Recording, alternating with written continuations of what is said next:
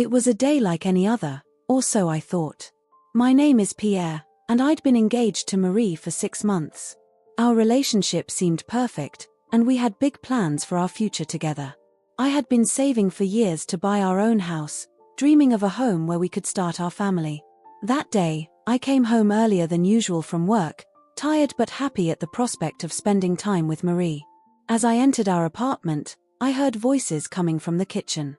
I immediately recognized Marie's and her mother's, Isabelle, my future mother-in-law.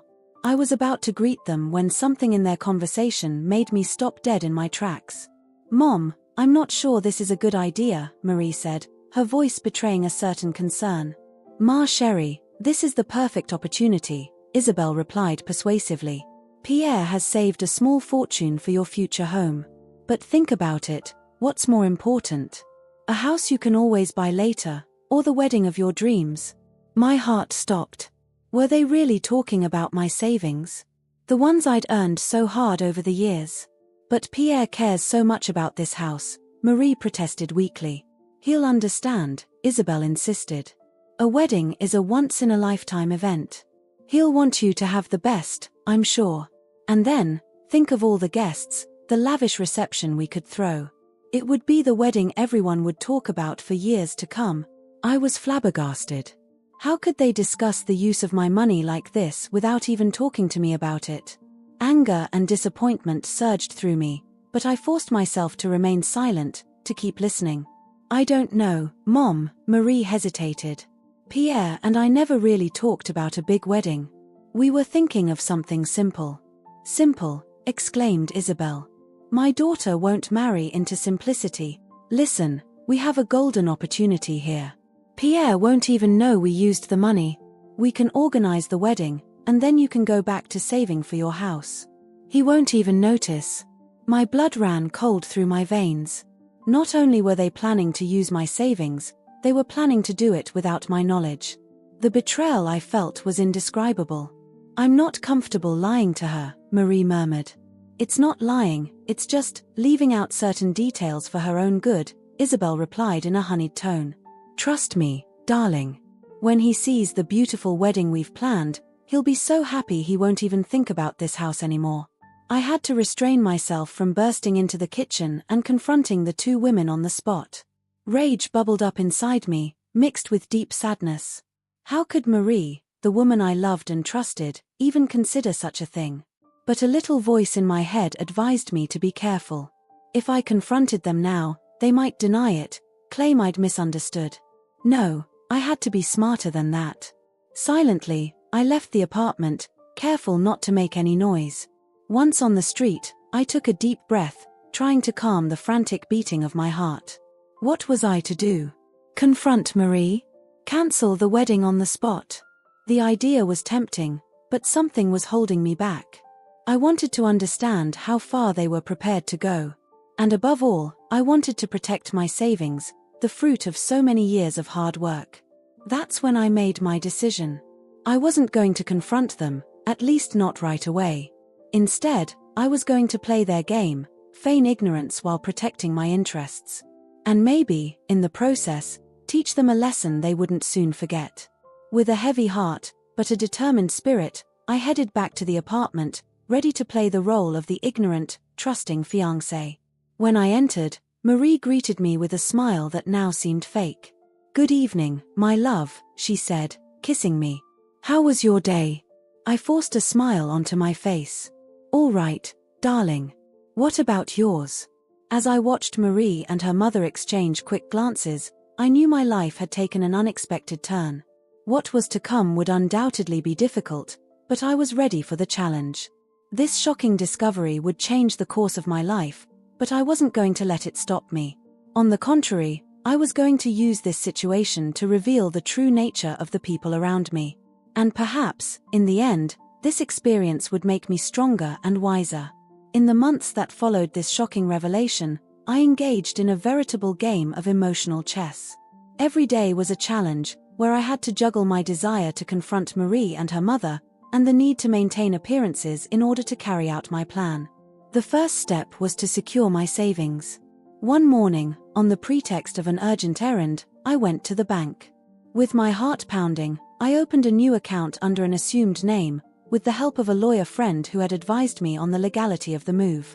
Gradually, I began to transfer my funds to this new account, taking care not to arouse suspicion by making too many movements. At the same time, I began the second phase of my plan, to plant false leads about a supposed inheritance. One evening, while the three of us were having dinner, Marie, Isabel and I deliberately left a letter lying around on the living room table. "Oh, Pierre, what is it?" asked Marie, her curiosity piqued. I pretended to be surprised. "Ah, it's nothing important. Just a letter from my Uncle Antoine." "I didn't know you had an Uncle Antoine," Isabel said, her eyes suddenly shining with interest. "He's a distant old uncle," I explained nonchalantly. "He lives in Switzerland. We don't have much contact, but he writes to me from time to time." I saw Isabel and Marie exchange a glance. I had succeeded in attracting their attention. As the weeks went by, I spread more clues. An accidentally overheard telephone conversation with my uncle about investments. A luxury home brochure forgotten on the coffee table. Each time, I noted Isabel's growing interest, the way her eyes lit up at the prospect of a potential fortune. One day, while we were having coffee, Isabel broached the subject head-on. "So, Pierre, this Uncle Antoine. He seems to be a wealthy man," she said in a tone she intended to be casual. I shrugged. "Oh, I don't really know the extent of his fortune. We never talk about it. But that house you were talking about the other day," she insisted. "Ah, that," I said, laughing. "It's just a dream. Uncle Antoine told me he could help me buy it one day, but nothing's certain. Besides, we've already got our savings for our future home, haven't we, Marie?" I saw Marie blush slightly. "Yes, of course," she murmured. Meanwhile, I carefully documented every conversation, every glance overheard between Marie and her mother. I discreetly recorded our discussions, noting the moments when they tried to extract information from me about my finances or my fictitious uncle. One evening, while Marie was in the shower, Isabel cornered me in the kitchen. "Pierre, my dear," she began in a honeyed voice, "I've been doing a lot of thinking. The wedding is coming up, and I think it would be wonderful to do something really special for Marie. After all, this day will never come again." I nodded, feigning interest. "What do you suggest, Isabel?" "Well," she said, lowering her voice, "I thought maybe we could use some of your savings to put on a really grand ceremony. Something everyone would remember." I felt my heart quicken, but kept a straight face. "Our savings for the house, you mean?" Yes, she nodded quickly. "But don't worry, with your Uncle Antoine's help, you'll surely be able to buy a house soon after the wedding. The important thing is to give Marie the wedding of her dreams, isn't it?" I looked thoughtful. "I understand your point of view, Isabel. Let me think about it, okay?" She nodded, clearly pleased to have planted the seed in my mind. This conversation only strengthened my resolve. The trap was closing slowly but surely. Weeks went by, and I continued to play my role to perfection. I was the loving, trusting fiancé, collecting proof after proof of their duplicity. Whenever Marie or Isabel mentioned marriage, I carefully jotted down their extravagant suggestions, knowing full well that they were counting on my savings to finance them. One day, on my way home from work, I overheard another conversation between Marie and her mother. "Maman, I'm still not sure about all this," Marie said, her voice trembling. "What if Pierre finds out what we're planning?" "Don't be ridiculous," Isabel replied dryly. "Pierre is so in love with you that he can't see a thing. And with this inheritance coming up, he won't even notice that we've used up his savings. Trust me, darling, everything will be fine." I struggled to contain my anger, but forced myself to remain calm. The moment of confrontation was approaching, but it hadn't come yet. As the wedding date approached, I could feel the tension mounting. Marie was getting more and more nervous, while Isabel was becoming more and more insistent about the costly wedding preparations. Finally, about a month before the planned date, Isabel decided to take action. She organized a dinner party at her home, inviting Marie and me. "Pierre, my dear," she began as we enjoyed dessert, "Marie and I have been thinking a lot about the wedding. We think it would be wonderful to organize something really special. After all, This day will never come again, will it? I nodded, knowing exactly what she was getting at. We thought, she continued, glancing at Mary who looked uncomfortable, that maybe we could use your house savings to fund a really grand ceremony. What do you think? I took a deep breath, preparing myself for the performance of a lifetime. Well, Isabel, Marie, I said, looking at them in turn, I confess I'm surprised by this suggestion. These savings represent years of hard work. I saw Isabel stiffen, ready to argue, but I raised my hand to interrupt her. However, I continued, I understand the importance of this day. If this is truly what you want, Marie, then I agree to use this money for our wedding. The relief on their faces was almost comical. Isabel immediately began talking about her grandiose plans for the ceremony, while Marie shook my hand under the table, a mixture of gratitude and guilt in her eyes. Little did they know that my agreement was only the prelude to the final revelation. The trap was in place, and soon, very soon, it would close on them. The long-awaited day had finally arrived. The sun was just rising over Paris when I woke up, my heart pounding with anticipation. Today was the day it would all come together, the day I would finally reveal the truth and put an end to the charade that had been going on for months. I prepared myself carefully, choosing a sober but elegant suit. Every gesture was calculated, every expression rehearsed in front of the mirror. I had to be perfect, revealing nothing of my true intentions. At precisely 9 a.m., as agreed, I rang Marie's apartment doorbell. She opened the door, radiant in a light summer dress, her eyes shining with excitement. "Hello, my love," she said, kissing me. "Are you ready for our big day?" I forced a smile onto my face. "More than ever, darling." Isabel appeared behind her, impeccably coiffed and made up despite the early hour. "Pierre, my dear. What punctuality. Come in, we have so much to do today." We moved into the living room, where Isabel had prepared coffee and croissants. The atmosphere was charged with palpable tension, despite my future mother-in-law's efforts to appear relaxed. "So, Pierre," Isabel began, sipping her coffee, "are you still okay with using your savings for the wedding? It's an important decision, you know." I took a deep breath, preparing to play my part one last time. "Of course, Isabel. As I said, I want this day to be perfect for Marie. If that's what she wants, then that's what we'll do." Marie shook my hand, a mixture of gratitude and guilt in her eyes. "You're wonderful, Pierre. I promise you won't regret this." If only she knew how hollow those words sounded in my ears. "Well, in that case," Isabel said, standing up abruptly, "we should get to the bank right away. The sooner we have the money, the sooner we can start preparations." His eagerness was almost comical. I had to stop myself from laughing bitterly. We got into my car, Isabel chatting incessantly about the details of the wedding, while Marie remained silent, glancing at me uneasily from time to time. The drive to the bank seemed interminable. When we arrived, I asked to speak privately with the agency manager, an old friend of mine named Francois. I had explained the situation to him a few days earlier, and he had agreed to help me with my plan. "Ladies," I said, turning to Marie and Isabel, "would you mind waiting here for a moment? I need to discuss a few details with the director." They nodded, clearly impatient. In Francois' office, I took a few moments to recompose myself. "It's time," I whispered. Francois squeezed my shoulder in a show of support. "Courage, my friend. You're doing the right thing." When I came back into the hall, Marie and Isabel jumped to their feet. "Well?" asked Isabel, unable to contain her impatience. "The director will see us now," I announced calmly. We entered Francois' office, where he greeted us with impeccable professionalism. "Good morning, ladies. Monsieur Dubois has informed me that you wish to make an important withdrawal today." "That's right," Isabel replied before I could even open my mouth. "We'd like to withdraw Mr. Dubois's entire savings account." Francois nodded, his face betraying no emotion. "I see. Well, let's proceed with the account verification." He tapped a few keys on his computer, then turned the screen towards us. "This is the current balance of Monsieur Dubois' savings account." The silence that followed was deafening. On the screen was a balance of €127.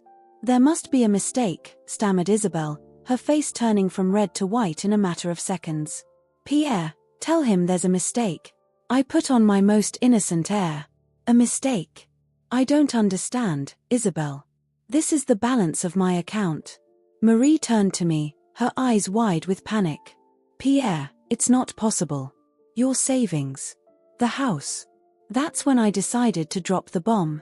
Ah, you mean the savings you were planning to use to finance an extravagant wedding without my consent?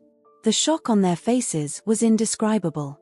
Isabel opened and closed her mouth several times, unable to produce a sound, while Marie became livid. How? How do you know? She finally managed to articulate. I smiled coldly. I heard everything, Marie. That day, when you and your mother were talking in the kitchen. I heard all about your plans to use my money without my knowledge. Isabel tried to regain control of the situation. Come on, Pierre, you've misunderstood. We simply wanted to surprise you, to organize a wedding worthy of the name. Spare me your lies, Isabel, I cut in dryly. I have proof. Recordings of your conversations, detailed notes of all your plans. I know everything. Marie burst into tears. Pierre, I'm sorry. It was Marmon's idea. I didn't mean to. You didn't want to? I repeated, incredulous. Yet you played along for months, Marie. You lied to me, you plotted behind my back. How could you do this to me? The silence that followed was heavy with unspoken words and regret. Francois, who had watched the whole scene in silence, discreetly slipped away to leave us alone. Isabel, coming to her senses, tried one last maneuver. What about your Uncle Antoine's inheritance? Surely, with that money, we could still. I burst into mirthless laughter. There is no Uncle Antoine, Isabel. It was a lie, part of my plan to trap you. And you fell for it, head first. Isabel's face decomposed, finally realizing the magnitude of the situation. Marie continued to cry silently, unable to look me in the eye. Where's the money, Pierre? Finally asked Isabel in a weak voice. Safe, I replied simply. Away from your greedy hands. I looked in turn at the two women I had thought I knew, loved, and trusted. At that moment, I felt nothing but disgust and pity. The wedding is off, I announced in a firm voice. This charade has gone on long enough. With these words, I stood up, ready to leave the office and turn the page on this sad story. But before leaving, I turned one last time to Marie and Isabel. I hope this lesson serves you well. Money doesn't make you happy, and trust, once broken, is almost impossible to rebuild. And with those words, I left the office, leaving behind a part of my life, but taking with me a valuable lesson about human nature and the importance of trust in a relationship. As I left the bank office, I felt a mixture of emotions swirling inside me, relief, anger, sadness, but also a strange feeling of freedom. I had just put an end to months of duplicity and betrayal, but I knew it was only the beginning of a difficult new phase in my life. No sooner had I taken a few steps into the bank's lobby than I heard the office door suddenly open behind me. Pierre, wait. It was Marie's voice, tinged with despair and tears. I stopped, taking a deep breath before turning around. Marie stood there, her eyes red and puffy, her makeup running down her cheeks. Behind her, Isabel appeared, her face a mask of barely contained fury. How dare you humiliate us like this? Hissed Isabel, her voice trembling with rage. After all we've done for you. I raised an eyebrow, incredulous. What you've done for me? You mean, plotting behind my back to steal my savings? Several bank customers turned towards us, attracted by the scene unfolding. Francois, the manager, appeared at his office door, looking worried. Ladies and gentlemen, may I suggest we continue this discussion elsewhere? He offered politely but firmly. I nodded. You're right, Francois. I was just leaving. But before I could take another step, Marie grabbed my arm. Pierre, please let me explain. It's not what you think. I laughed bitterly.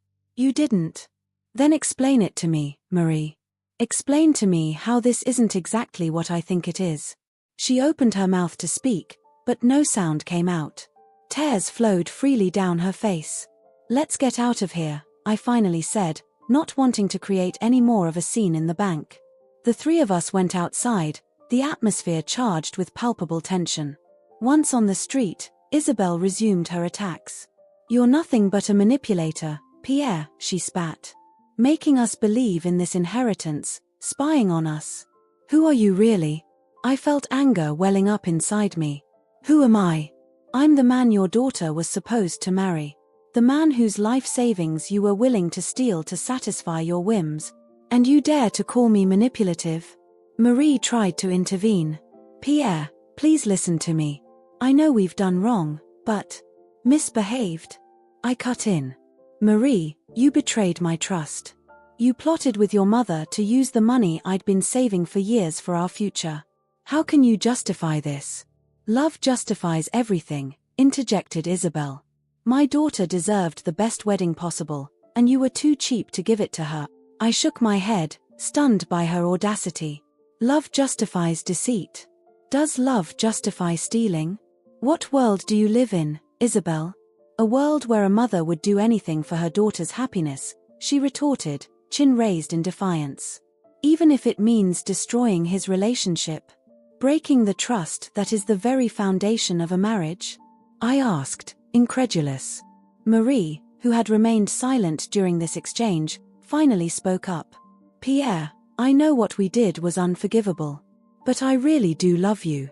I wanted this marriage as much for myself as for my mother. I thought you'd understand once you saw how wonderful it would be." I looked at Marie, searching her eyes for a trace of the woman I had loved. "Marie, love isn't measured by the size of a reception or the price of a dress. Love is respect, trust, and honesty. Everything you've trampled on these past few months." Isabel took a step forward, her face red with anger. "Don't lecture him. You're a hypocrite. You lied to us with that inheritance thing too." "I lied to protect myself," I replied calmly.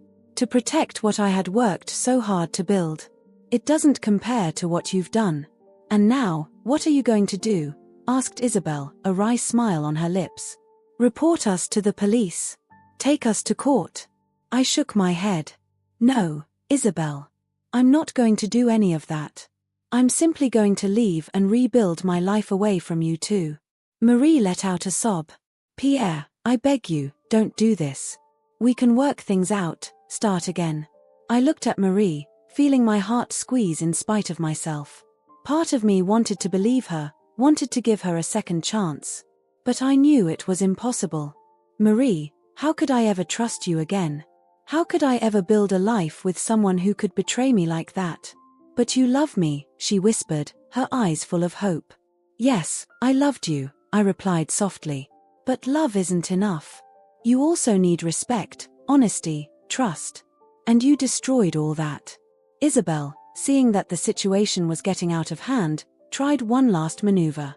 "Fine, keep your precious money, but don't think you're getting off that easy. We could tell everyone how you manipulated us, how you made up that inheritance story." I smiled, almost amused by her attempt at blackmail. "Please do, Isabel. And I'll explain why it had to come to this. I'm sure your friends will be delighted to learn how you tried to steal your future son-in-law's savings." Isabel's face broke down as she realized she no longer had any cards in her hand. "It's over," I said, my voice laced with finality. "I never want to see either of you again." I started to walk away, but Marie grabbed me one last time by the arm. "Pierre, I'm so sorry. I love you, I always will." I looked into her tear-filled eyes, feeling my own heart break a little more. "I'm sorry too, Marie. But sometimes love isn't enough." With that, I gently pulled myself away and started walking. I could hear Marie sobbing behind me, and Isabel trying to console her while cursing my name. But I didn't look back. Each step took me further away from the life I'd thought I'd built, from the dreams I'd shared with Marie. But each step also took me towards a new beginning, towards a life where I could rebuild my confidence in myself and in others. As I turned the corner, leaving Marie and Isabel behind for good, I felt a mixture of sadness and relief. This unexpected confrontation had been painful, but necessary. It marked the end of one chapter in my life, but also the beginning of a new one. I didn't know what the future held for me, but one thing was certain: I would emerge stronger, wiser, and determined never again to let anyone abuse my trust. The days that followed that confrontation at the bank were among the most difficult of my life. Back home, I spent hours sitting in my armchair, staring into space, replaying over and over in my head the events of the last few months. Anger, sadness, and feelings of betrayal duelled in my mind, leaving me exhausted and disoriented. On the first day, my phone didn't stop ringing. Marie, Isabel, mutual friends who had heard bits and pieces of the story. Eventually I turned it off, unable to deal with their questions, reproaches, or attempts at reconciliation. On the second day, I started tidying up the apartment, methodically removing every trace of Marie. Every photo, every object she had left here was like a stab in my heart. Yet I knew it was necessary. I had to turn the page, start rebuilding my life without her. On the third day, I received an email from Marie. With trembling hands, I hesitated for a long time before opening it. Dear Pierre, I know you probably don't want to hear from me again, and I understand. What I've done is unforgivable. But I wanted to write to you one last time to explain, to try to make you understand. I know it doesn't change anything, but it was all my mother's idea. She's always had this obsession with appearances, with what people think. The idea of a grand wedding was her dream, not mine. I should have been stronger, I should have stood up to her, but I couldn't. I've always found it hard to stand up to her. I always found it hard to say no to him. I really love you, Pierre. I love you for who you are, not for your money or what you can offer me. I hope one day you'll be able to forgive me, even though I know I don't deserve it. I'm sorry for everything. Marie, I read and reread that message with tears in my eyes. Part of me wanted to believe her, wanted to forgive her. But the broken trust was like a chasm between us, impossible to bridge. Weeks passed, turning into months. Little by little, I began to regain control of my life. I went back to work, immersing myself in my projects to avoid thinking too much. Colleagues were curious, of course. Rumors of the wedding annulment had spread like wildfire. I gave evasive answers, not wanting to go into details. One evening, on my way home from work, I bumped into Isabel in the street. She tried to avoid me, but our eyes met. I saw in her eyes a mixture of shame and anger. She opened her mouth as if to say something, then changed her mind and continued on her way. That brief encounter made me realize just how far I'd come. The anger I'd felt towards her had faded, replaced by a kind of pity. A few days later, I received an unexpected call. It was Francois, the bank manager. Pierre, how are you? He asked, his voice tinged with genuine concern. It's okay, Francois. As the days go by, it's getting easier. There was a moment's silence before he resumed. Look, Pierre, I know this may not be the right time, but I have a proposition for you. The bank is looking for someone to head up a new project on personal financial security. After what you've been through, I think you'd be perfect for the job. What do you say? I was taken aback. I don't know what to say, Francois. It's a generous offer, but take time to think about it, he interrupted. What you've been through, unfortunately, many people go through. Your experience could help others avoid the same trap. After hanging up, I thought long and hard about the proposal. The idea of turning this painful experience into something positive, of using what I'd learned to help others, was appealing. The next day, I called Francois to accept the offer. It was the beginning of a new chapter in my life, an opportunity to make sense of everything I'd been through. The following months were intense. I plunged headfirst into this new project, working hard to develop awareness programs and financial protection tools. Every time I spoke to someone who'd been in a similar situation to me, I felt I'd made the right choice. A year after that famous day at the bank, I received an unexpected invitation. Marie was getting married. The card was accompanied by a handwritten note. Dear Pierre, I know it's probably strange to receive this invitation. But I wanted you to know that I've changed a lot since we split up. I've been in therapy, I've learned to assert myself in front of my mother. The wedding I'm going to have is simple, intimate, exactly the way I've always wanted it. I don't expect you to come, of course. But I wanted you to know that the lesson you taught me was not in vain. I hope you've found the happiness you deserve. Thank you for everything, in spite of everything. Marie, this letter sent a whirlwind of emotions through me. I was happy for Marie, relieved that she had been able to grow from the experience. But I also felt a touch of sadness, a what if floating in the air. I didn't attend the wedding, of course. But I did send a little note of congratulations, as a way of closing this chapter of my life once and for all. Today, 2 years after those events, I look back with a mixture of sadness and gratitude. Marie and Isabel's betrayal hurt me deeply, but it also taught me invaluable lessons about trust, love, and the importance of staying true to one's values. My work at the bank continues to fascinate me. Every day, I help people to protect their savings, to understand the importance of financial communication in a couple. It's my way of turning this painful experience into something positive. I'm not ready to commit to a new relationship yet. Trust remains a challenge for me. But I know I'll eventually heal completely, regain the ability to trust and love without reservation. In the end, I realize that I narrowly escaped a marriage that would have been a disaster. This experience, painful as it was, allowed me to rediscover myself, to become a stronger and wiser version of myself. When I think back on that period of my life, I no longer feel anger. Instead, I feel gratitude. Gratitude for the lesson I learned, gratitude for the strength I found within myself, gratitude for the life I was able to build after that. The future is uncertain, as it always is. But I face it with confidence and optimism. Whatever happens, I know I'm ready to face it, strengthened by the lessons of the past and the conviction that every experience, even the most painful, can lead us to something better if we allow it.